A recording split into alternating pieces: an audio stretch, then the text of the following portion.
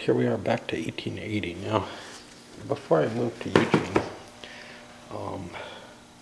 I was expecting to play 1880 the weekend that I was leaving. Basically, I was leaving the Monday after. And I made a quick video of a partial playthrough during the week that I was packing there. Wasn't a week really, but the play was just a couple of days. And that's available online. I didn't post it anywhere except TGB, and obviously it's on YouTube. It was sort of I wanted to get a taste of it, and I missed videoing, so I wanted to at least capture some of it on video. But I haven't done a real play. I didn't finish that play. I just wanted to, get enough of an idea of the game that I could play it that weekend. Ended up I didn't play it. And I think I gave some introduction as to how I ended up getting this. Actually, it was a XX group there that I was involved in. We played about once a quarter was the plan. I'm sure they're still playing. Pretty good group, actually. And somebody had ordered this through whatever means you ordered it, which I don't even know, but then said, look, I can get additional copies if anyone's interested. And a couple of us said, yeah, that sounds great. And it turns out it was his favorite game of all, actually, which is why he was so excited about it. But given that recommendation, the fact that, basically I only had to pay like a month in advance or something, or maybe not even, maybe I brought the money to him at the time, I don't remember. But it wasn't like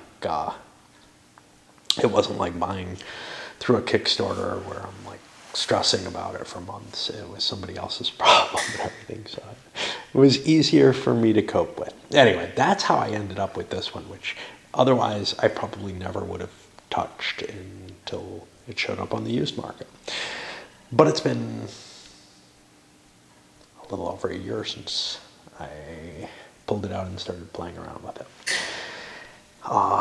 It's funny because guys here have it. At least one of the guys I game with has it, maybe more than one, and we haven't been able to play many XX games. We keep trying. It's funny there because we tried to play 46 was it last weekend, and 46 seems like it's a fairly light game, and it is in a lot of ways, but it's so different, and this is too, from some of the other XX games, that it was hard to kind of mingle the sort of pat explanation of how to play an XX, which for me really means the 1830 variety and the 1846. And likewise, with this, it's got enough significant differences that we're going to look at the differences. If you want to see how to play an XX game, I think I did intros that were of reasonable quality. I'm not sure. For 1830, for 18AL, I still have GA and I haven't played it. And I think I tried to do one for 46 as well, but just because it was kind of being sold as an intro, or maybe 60, I don't know. They're both lighter games. I'm not going to go into the stuff that 18XX players are used to. This is probably not the right game to jump into the series with, even if it's a fantastic game, which I hear it is. I had fun with it, but all right. So obviously it's set in China. You have a lot of companies. They all have the same number of tokens. I'm using my chips. I was already using chips when I did this, but I sprang for the cash in this because, one, I like having money in a game in case I'm playing it, in case I bring it somewhere and there aren't chips for some reason or something. But also, this money was particularly interesting. It's these thin little, very Chinese-looking bills, and for $5 on a big purchase anyway, I'm like, go ahead, give me the money, damn it. Okay, so this one has a lot of interesting features. So let's start with it. I've dealt out a 7-player game. I'm still gonna, you know, anyway, we won't say what I was gonna say there.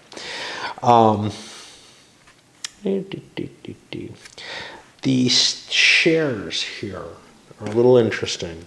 They have 3 different director shares at most of the companies at 20, 30, and 40%.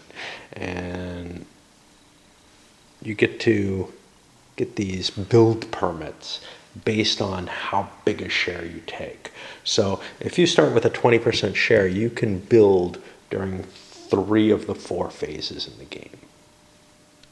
But if you start with a 40% share, you're only allowed to build during 1 phase in the game.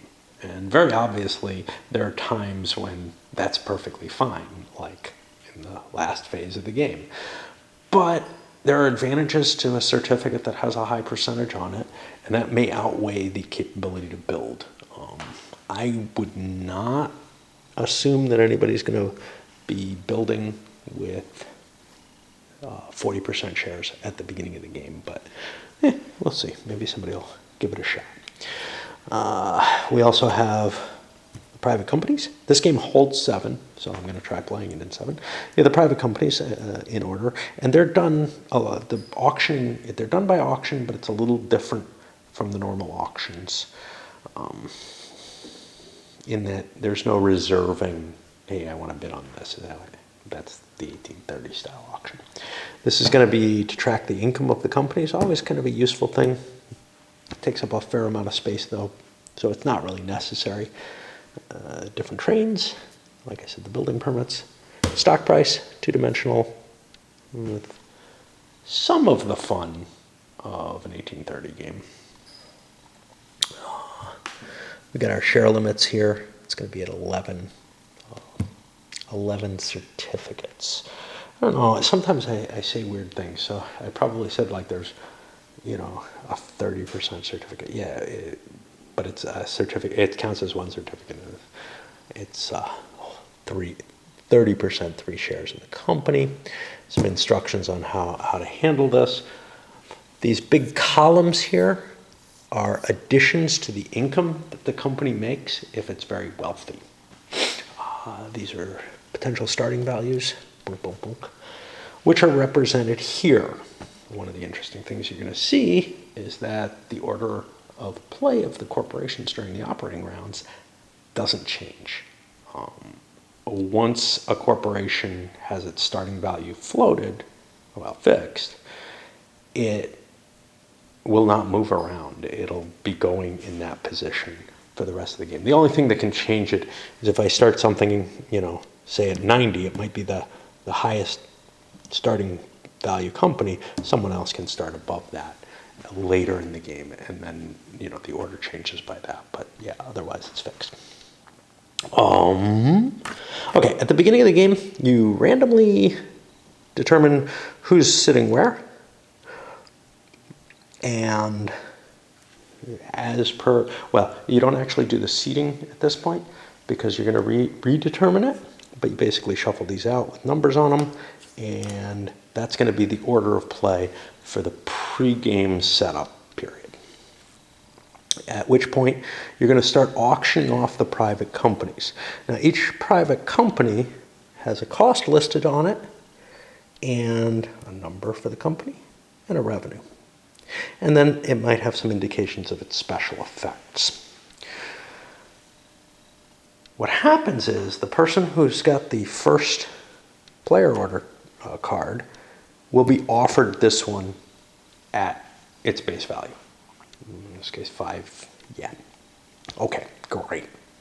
What do we do with that? Well, we can bid 5 yen, or we can up that bid by multiples of 5. And everybody goes around until the bidding stops, and whoever bid the most gets the company for that price. The same goes for all of these, and you work through them in order. The first player gets the bid on this, first bid on this one, second player on this one, etc. Somebody might get, well, somebody is guaranteed to get a first bid on at least 2 of them. Depending on the number of players, maybe more people get 2. All right, special rules on these two is that if they go around and nobody wants one of those, it's offered at $5 less, and then the whole bidding goes again, where it could end up higher for some reason. Nobody wanted it, but yeah, they didn't want you to have it. Okay. If they ever drop down to 0, which this would, if it doesn't sell, the player who's offered it, who has first offer of it, must buy it for 0. Unlike in 1830, there's no disadvantage to taking it for 0. You're going to lose your opportunity for first bid no matter what. You just get a bonus company. We'll talk about what they do in a little bit. I think we're going. Okay. So if these don't all sell out, but everybody passes after these first two, what happens is everybody gets the income for their privates, and then we go back to that and keep auctioning them off. Eventually, they'll all sell out. At that point,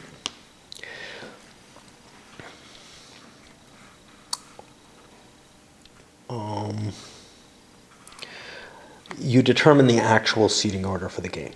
Whoever has the least money left after the privates takes the priority marker, which is this larger choo-choo. There's also a priority deal card, whichever you'd rather. The choo-choo's probably easier to cope with. And then the second smallest amount of money will sit to their left. When I play it, it'll be to the right because I go counterclockwise like the intransigent that I am. Okay. And so on until everybody's been seated. After that, everybody gets, starting with the priority, gets an option to choose one of the foreign investors. Drill it over here. They're going to be something like minor railroads. And I should get them in order, but whatever. And they each have locations. So where the Portuguese are going to be, they're down here to begin with. And they'll be running a small company. That's what these are for. Which is run using a single token with a number for the foreign investor. Those companies have special rules which they operate under. Okay. Whoever has, well, we got to talk about some of these, but the Imperial Qing government starts with the 20% share of the BCR Corporation. And that will start it. And I believe it starts at a fixed value of $100 as well. So you would never have the case where somebody's running first with a $90 share. All right then. So each player then, starting with the priority marker, has the option to either start a new corporation or buy shares of one of the existing corporations. Very XX standard there.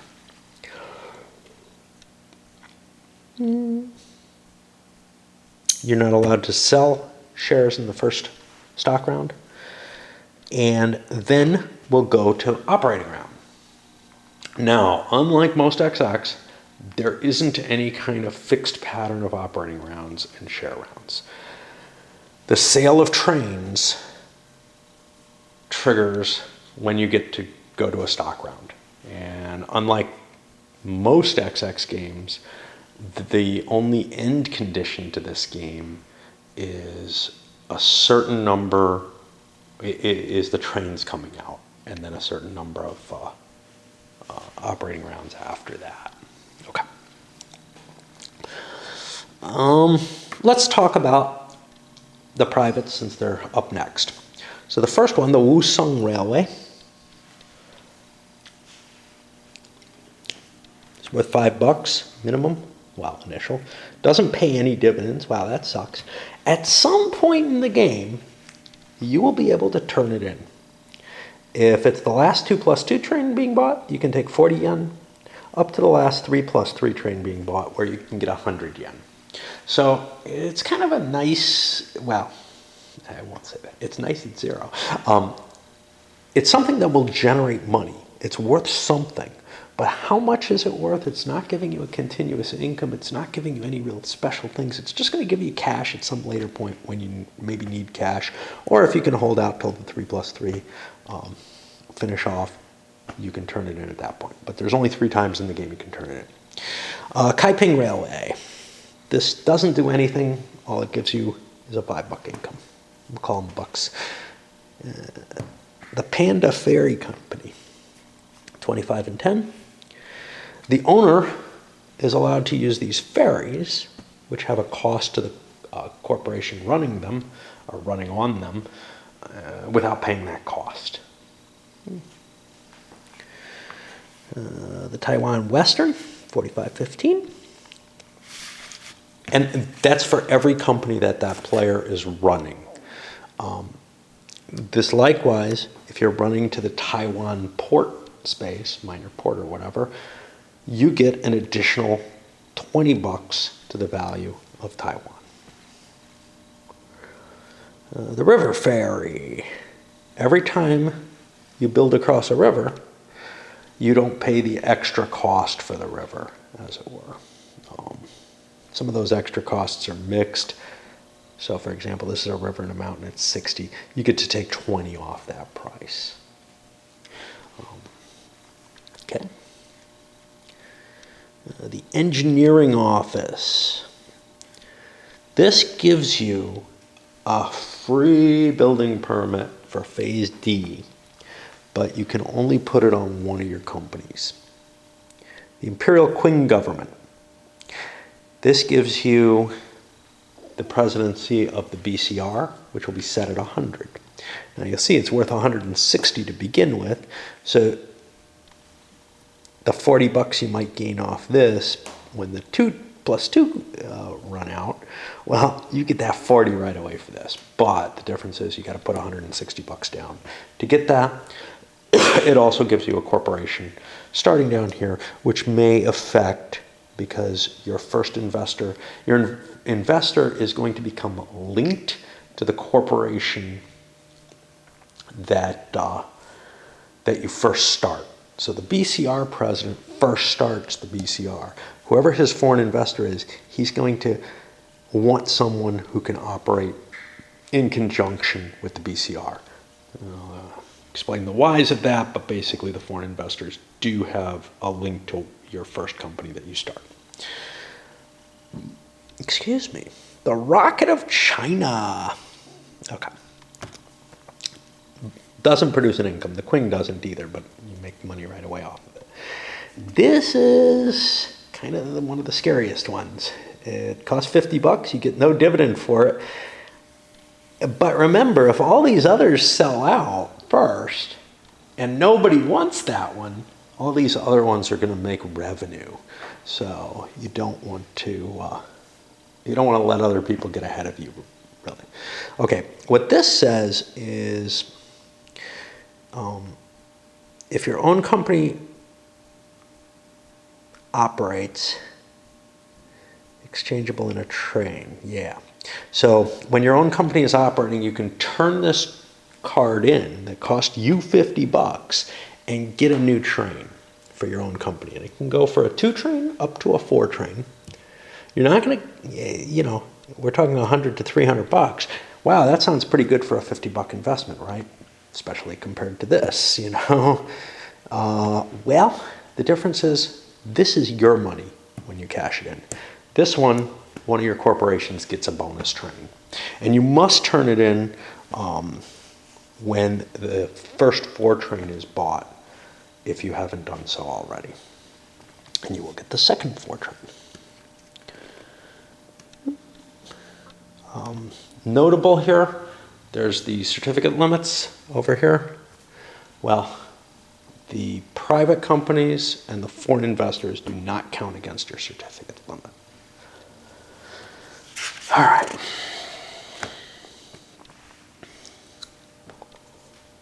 Dividends stop getting paid after the first 4 train is bought. You can use your special powers forever, though. They're never just closed down. You never lose your chance to use them. And we went over those.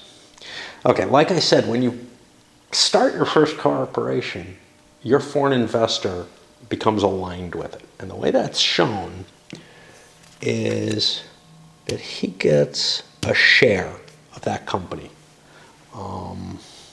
Where does it come from? That's kind of important. It comes from the bank, but there's different places in the bank that it could happen.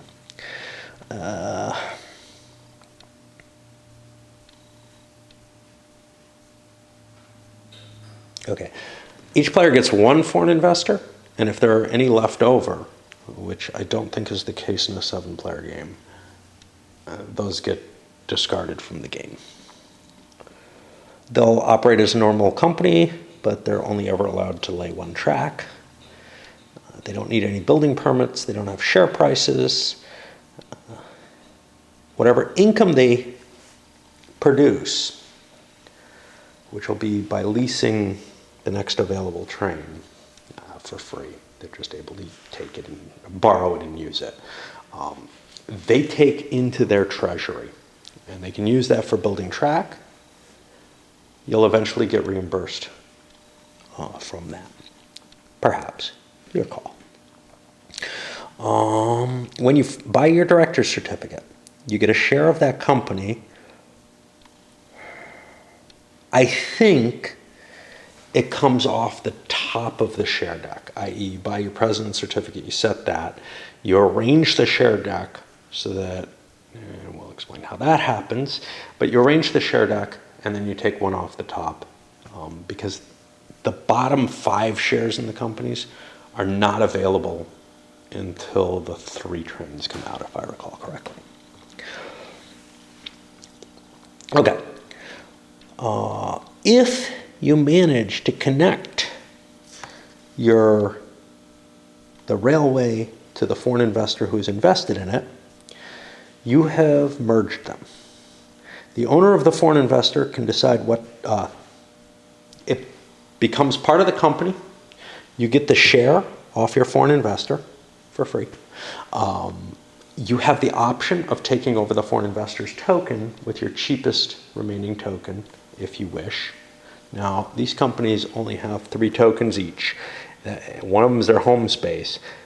So you may not want to do that. You're not running companies with huge quantities of tokens. It looks like there's a lot over there, but you're using one for for those 2 and another one here. So they all have 6 tokens total. Okay, you also get to decide what to do with the cash.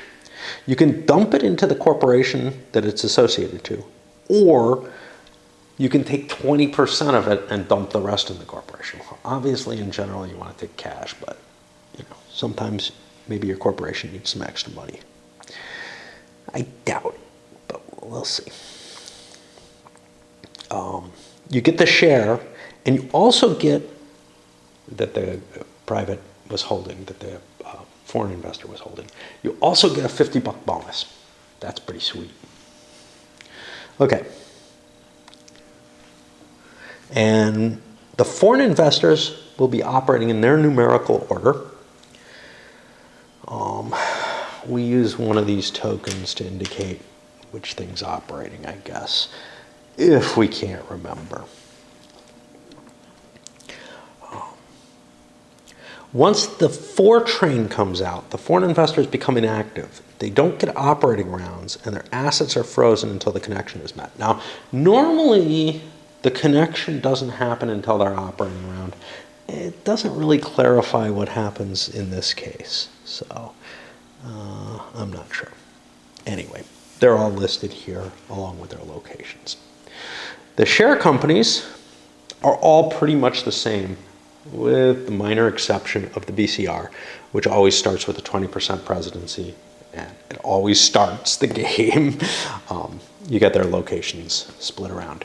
Beautiful, by the way, the wooden counters all being a different color for each corporation. I really like that. Obviously, 18OE with all its corporations couldn't do that, but it's really nice production quality here on this one. You have to sticker them, though. Okay. The director of the share company works largely as normal. They're the ones who get to make the decisions. It passes the same kind of way. You can't sell the share.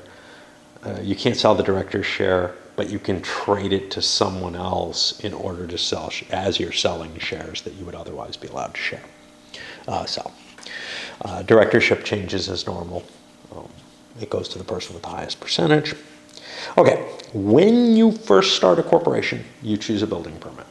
And again, it's based on the percentage that you want to start your corporation at.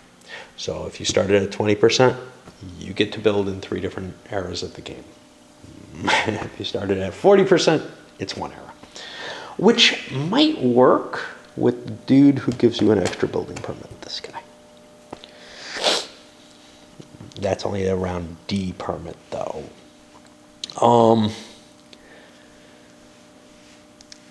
You will not be allowed to build track or upgrade track if you don't have a permit at that point.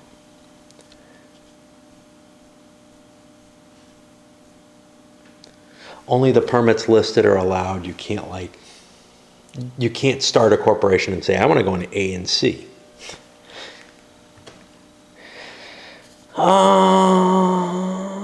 Foreign investors do not need permits. Okay.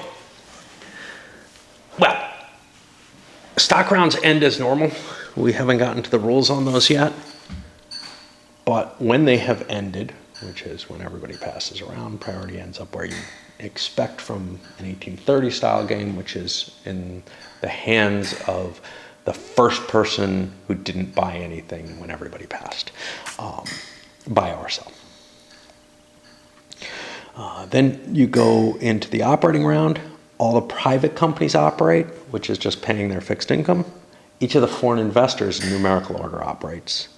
The share companies that have floated operate in order here. And you'll be moving a token down here. I don't know, probably not actually, but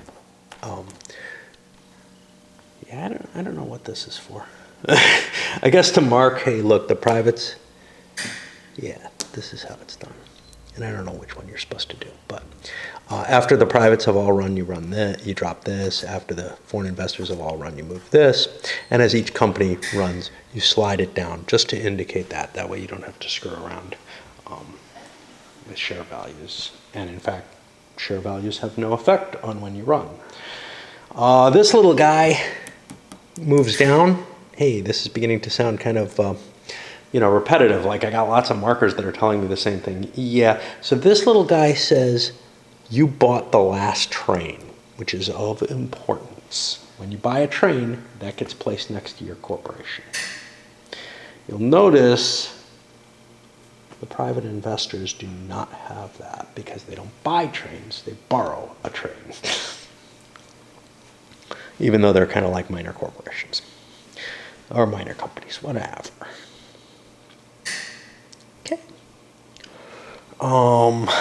During your company's operating round, and I better swap batteries. Company's operating round, first you build track. You're allowed to place 2 yellow tiles, I think once the 3 trains come out, or upgrade a tile.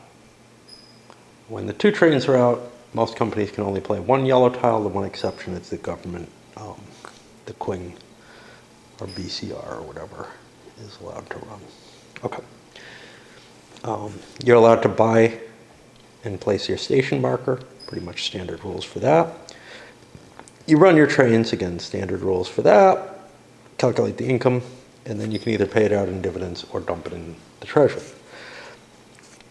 Depending on your actions, the share price moves, largely how you'd expect. So we got all kind of explanation here. Here we go. How about in English? End of a stock round. If there's no shares available, you shift up. If you pay dividends, you shift to the right. Left if you don't. And every time you sell 10% of a share in the stock round, it'll drop the value. And in addition to that, there's a penalty for selling shares. And that penalty is essentially the difference.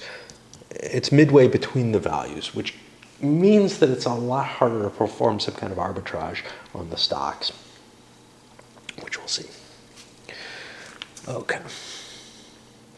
The bank is essentially the corporation.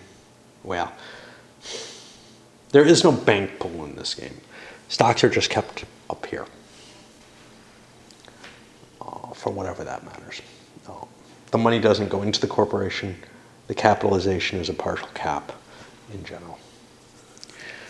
Okay. Laying track, any special rules here? Yeah, there are a few. We have somewhere these things. So we got boinker doinkers and regular cities, yeah. We got ooh cities, the double O.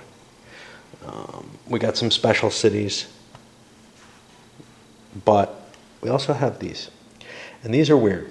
These have the option, the first person who lays the track in them, to either put a regular city or a double regular city, or a doinker or a double doinker. Up to them which one they want to do. And because of the different train types, these can mean different things to people. So for example, we have plus trains, which are good for doinkers, normal trains, which hate doinkers, E-trains, which get to go as far as they like, but choose which cities they hit, so they don't really care one way or the other about doinkers. But maybe you need more cities than you can fit. Okay. E's are sort of like diesels, but not quite as superpowered. Normal rules for laying track, for the most part, you're allowed to connect to these ferries. You're allowed to connect to off-map areas. What is this? This is the designers. Promoting track, instead of laying 2 tiles after the 3 trains, you're allowed to play green on top instead of yellow, or to replace yellow, brown to replace green, gray to replace brown. There aren't a lot of, the grays are just cities. I don't have all the track out, but you can see we got some kind of funky track there. That's not in your sort of standard lexicon of XX track. Curve combinations that maybe will make you happier than you should be. Notice there's no brown track either without cities. That's kind of weird. Okay. Anything else here? Nothing too exciting. Buying stations. I think you're only allowed to buy 1 per turn. Maybe not. Maybe not. A company may place at most one of its markers in each hex.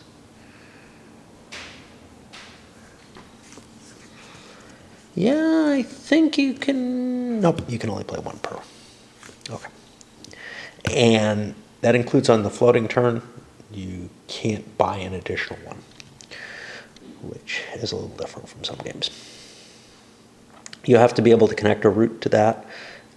It doesn't have to be one you can run. I know some games only allow that. Okay. All right, so yeah, normal train running operations. The plus trains, because they're not in all the games, they say you can hit X number of major cities, X number of doinkers, and the E train can travel through. Okay, so this is a little weird. But I think the way it's worded, it sounds like you can only go through the number of cities that are on it. But I think the way it is meant to be, by E-trains from other games, is you can travel as far as you like, as long as you can trace a legitimate route. You basically have an infinite amount of cities you can swing through, but you can only count the number that's on the train. And that would make some sense, because any other interpretation of the way it's written, they wouldn't be worth shit. Okay. There's a space here. The 2 trains will come back to life like zombies. Now, they're available once the first 6 is bought. They'll never rust. They don't count as a train for your requirement to buy trains, but they do take up a space. You can only own at most one, and it won't affect the train purchase marker. What do they allow you to do? They give you a chance to spend 100 yen in order to get a little bit more operating run when you are pretty sure you're not going to be able to get a second train. We haven't gotten to the phase chart yet. Is that here? Yeah. It's pretty complicated. Purchase at end of turn. You buy them from the bank. You can also buy them from other companies, but only if they have the same director. You can pay any amount, but it must be at least 1 yen. All this money and transactions are completely public, which means that everything is open. They have some etiquette rules, and I mean, obviously you can change things like that, but the designers seem pretty heavy on that idea. Where are we? Okay, you can buy multiple trains in a turn. You're not allowed to buy a train from another player's company. You can only buy trains from your own companies after the first 3. And this is kind of a funny, that disallowing you from buying it from another director. The main reason that I would see that as happening is to prevent kingmaker type play. I have never, I think, seen a game of 18xx in which people played as kingmaker. However, I have seen cases where it was in two people's best interest for one of them to buy the other one's train. Maybe they need to get the trains out and they want to collude to do that, or whatever. It's not allowed in this game. I think the cost is too high, but that is also a rare occurrence. And I've seen accidental kingmaker through that kind of deal. Obviously, somebody gets an advantage out of every transaction that occurs. Okay. When you buy a train from the bank, and this doesn't include this or the 2-train transaction, the P7 gets converted into a train.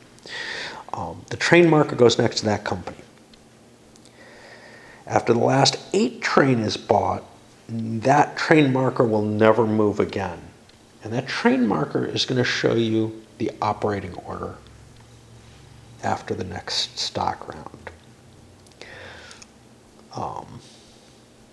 Well, not necessarily. That marker indicates where the end of the game is when the last 8 train is bought. They're the last one to operate. If you go completely around and come back and you're in a position like this where, someone was like this, it got recharged, and now they're given an option.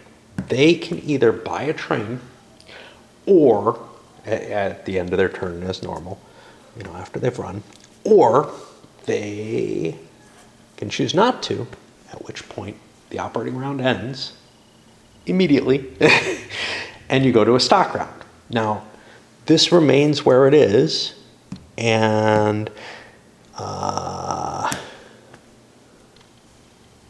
they do not have an option to buy a train at that point.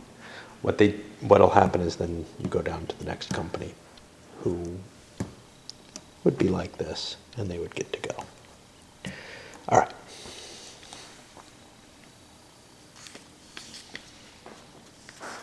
The actual operation of trains is explained obviously in detail. The key, it's the general XX rules for operation of trains, not not using the same track, etc. If you have multiple trains, they can't use the same track. One thing to point out, because different games do this differently, you can run from one station in a city to to another station in the city, or in the same hex. They count as separate cities in this game.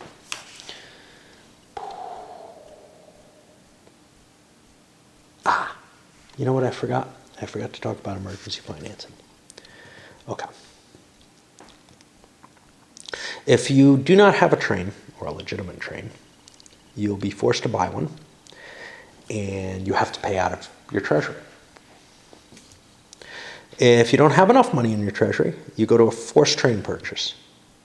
The director has to pay out of his pocket. If he doesn't have money in his pocket, he can sell shares, with all the penalties for selling shares. However, he's not allowed, by selling shares, to change the directorship of any of the companies. And if he chooses not to or cannot sell shares to make up the difference, he writes an IOU to the bank. Ooh, that sounds great. He is immediately charged 50% interest on however much he borrows, which could be horrible. There is no bankruptcy in this game. There's a situation worse than that, and there's a good facet to that. That player can never buy any more shares until he's paid off his current debt. If he does not, he can sell shares in order to pay off his debt during the share round. That can allow for a change of directorship. And at the end of that share round, if you have any remaining debt, you get charged another 50% interest.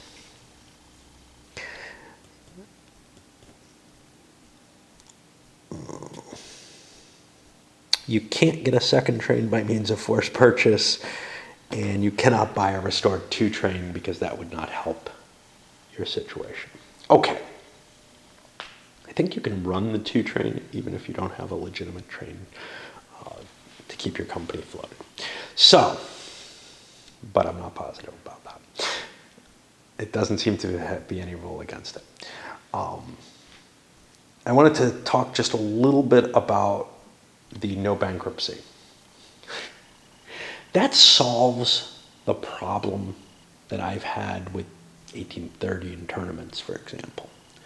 The group that I used to play 1830 with, everybody kind of viewed bankruptcy as a really bad black mark against them. Nobody wanted to go bankrupt. That was a worse thing than, like, certainly than coming in the middle of the pack.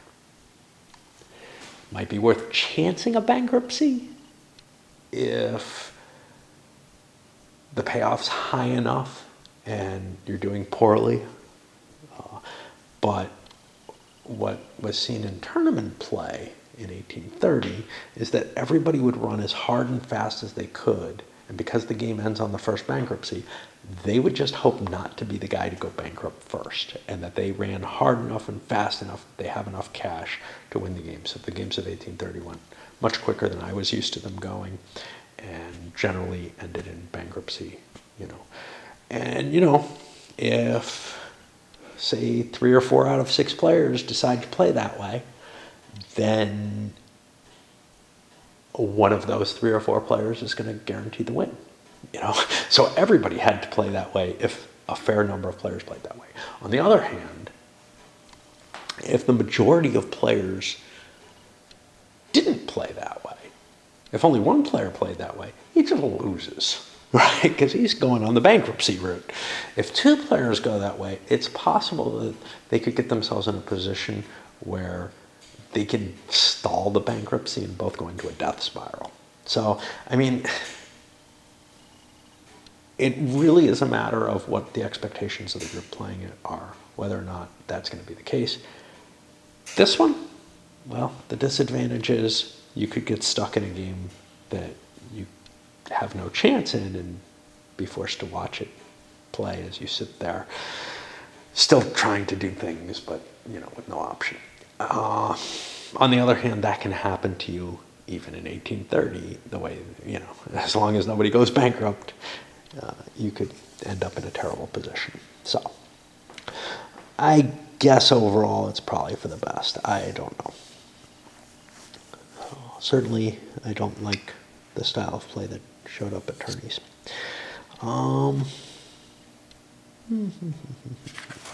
Anything exciting here? Okay, you calculate your income for your run, and these guys, different eras. And this is going to be the sum of all the earnings of all your trains, plus a bonus if you're at a certain share price. And then you get to choose whether or not, oh, and there's one more bonus, the Trans-Siberian line, which is Russia to Vladivostok. That's worth an extra $50 because it's terrible up there. It really is. There's not a lot of cities, and you're nowhere near Beijing. So, but that can be a pretty big bonus. Without hitting many locations, you can get a lot of money off that. And then you choose whether or not you take the cash or pay it out. You can either dump it in the company or pay it out, and the stock value is moved accordingly. Then we have the effects of the purchase of trains. All right, let's look at the different periods. This is easier to read. This is without going out of my thing. Companies open with 20% share. They only get 50% when they open of their total estimated value, right? Or total value according to their starting value. So, if you start a company at 100, you buy 2 shares, that's $200. You get 500 in your company treasury for that. And only the first 5 shares of each company are available. So if you started a company at 40%, there's only one more certificate left. That goes to your private investor. Wow, you own 50% of the company yourself. Yeah. Okay. 2 plus 2, nothing special. The 3 train companies now require 30% in order to open, but all 10 shares are available. Green tiles, you're allowed 2 yellow tiles per turn. You can start exchanging trains. And if you get 50% of your company in people's hands, including the private investor, there's a little marker there. You get the other 50% of your capitalization at that point.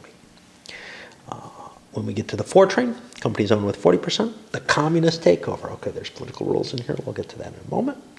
But that's covered here, basically. Share prices don't move at all. You can't sell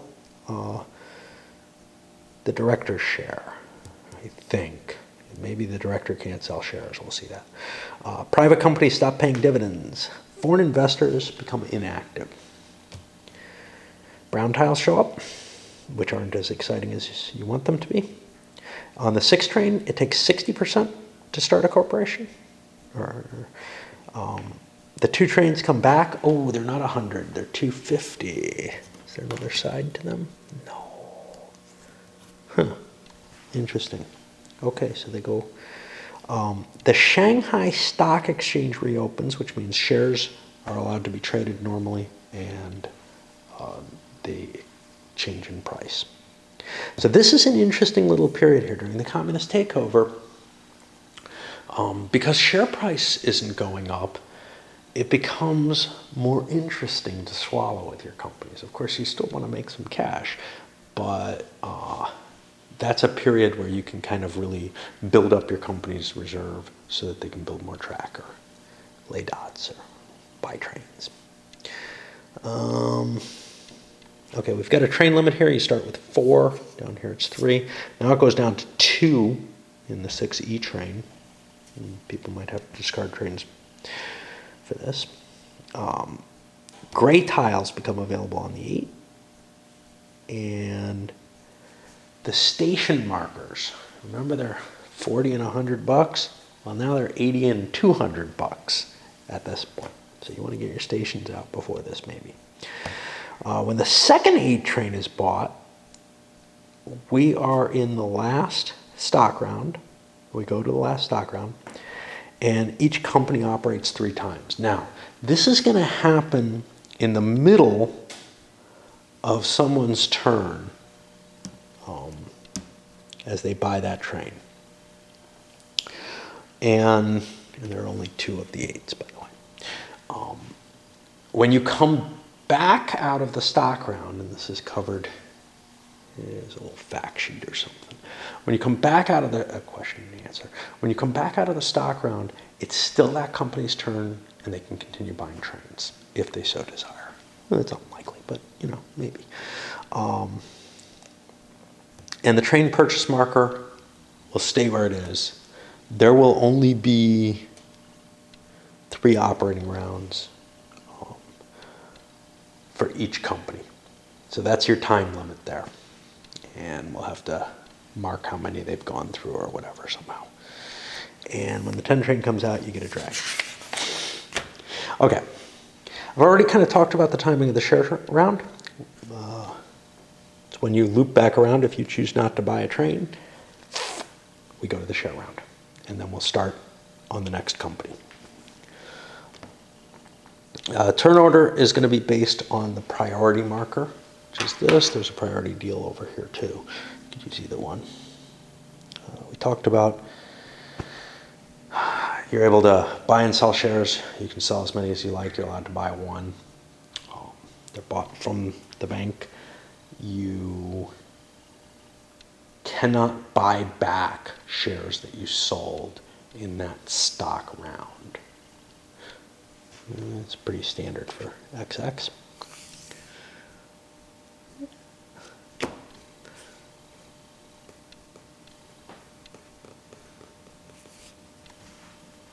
Okay.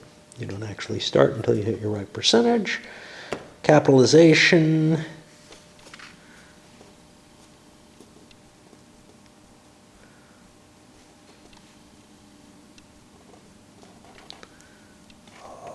As long as at least 5 shares are sold after the first 3 trading, you get your full capitalization, which means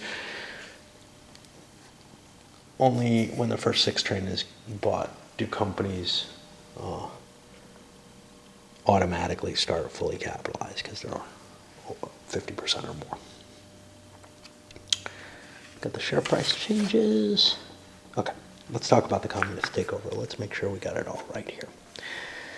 Private company stopped paying dividends. We had one thing here. Yes, you may not sell shares in the company that you are the director of for any reason. Okay.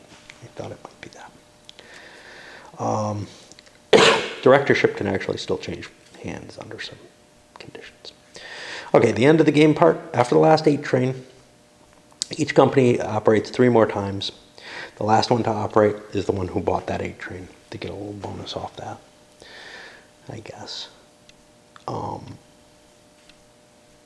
The value is the value of your shares plus the value of your cash.